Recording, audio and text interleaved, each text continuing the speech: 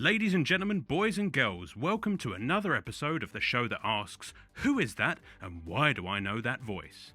Today, I'll be saying a fond hello there from a galaxy far, far away and taking a look at a series which has suddenly been thrust back into the limelight thanks to it being on Disney's new streaming service in its entirety, much to my delight, and also due to the popularity of a certain helmeted hero on a one-man mission to be the galaxy's greatest babysitter. That's right, gang, strap yourselves in as we go back to Star Wars' most memeable time period for a little look at the marvellous Clone Wars.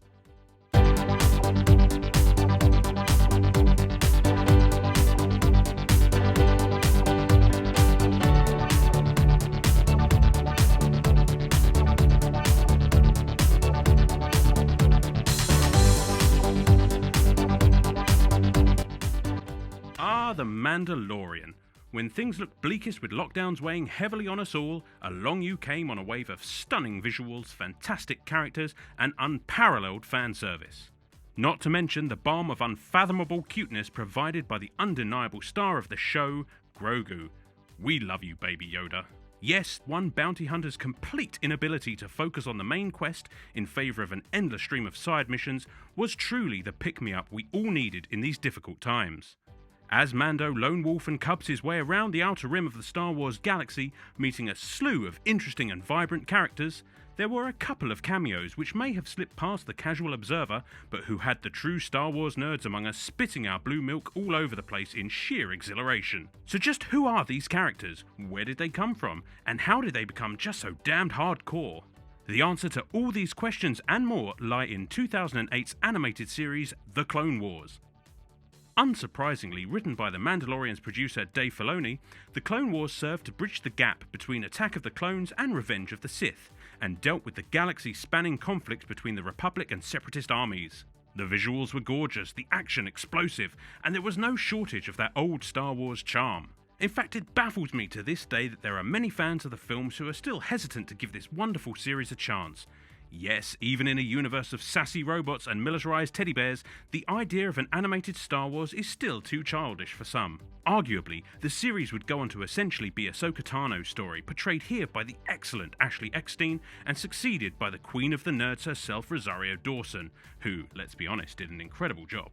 But in the beginning, when everything was strange and new, we needed something warm and familiar to cling on to, a friendly face to ease the transition into a new medium of Star Wars. That face was none other than everyone's favourite ginger Jedi and high ground aficionado, Obi-Wan Kenobi. With Anakin Skywalker still quite new to us and with many struggling with perhaps the worst excuse for not turning up to my beach barbecue, it was the character of Obi-Wan who originally piqued our interest in this period of Star Wars history way back in A New Hope. For sheer appearances alone, it could be argued that James Arnold Taylor is now the definitive version of the character. Yeah, I said it. Having played the character in both versions of the Clone Wars, as well as a number of games over the years, it's safe to say that he knows the character inside and out, and it's his flawless ability to blend the performances of both Ewan McGregor and Sir Alec Guinness that makes his Kenobi such a successful interpretation. A prolific voice actor with hundreds of credits, Taylor has lent his talents to a variety of Marvel characters, Captain Jack Sparrow in the tie-in games as well as the Kingdom Hearts series, and even Tidus in the hugely popular PlayStation 2 game Final Fantasy X.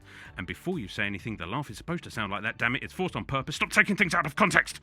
Okay, sorry about that, I'm fine. Yes, as it turns out, Taylor's enthusiastically youthful and often sarcastic vocal talents have been keeping me entertained for many years, even without me knowing it. So imagine my surprise when I discovered that he had voiced another character that was very well known to me. In a huge departure from everyone's favourite furry, sassy spacefarer, Taylor is also responsible for the voice of another furry, sassy spacefarer. That's right, since 2003, James Arnold Taylor has been the voice of the galaxy's greatest gun-toting Lombax, Ratchet. Debuting in sequel Going Commando, or Locked and Loaded over here because apparently that level of innuendo is unacceptable in a country responsible for the Carry On films, Taylor has brought an outstanding level of dry wit and humour to the series. For the record, I love the Ratchet and Clank games, even if they don't always love me back. The gameplay is incredible, the scenery endlessly variable, but it is the writing of the characters and the delivery of the often hilarious banter that keeps me coming back time and time again. And with the latest installment of the series, Rift Apart, hitting the PlayStation 5 in June, it's safe to say that we'll be blasting across the universe with Taylor's Ratchet for many years to come.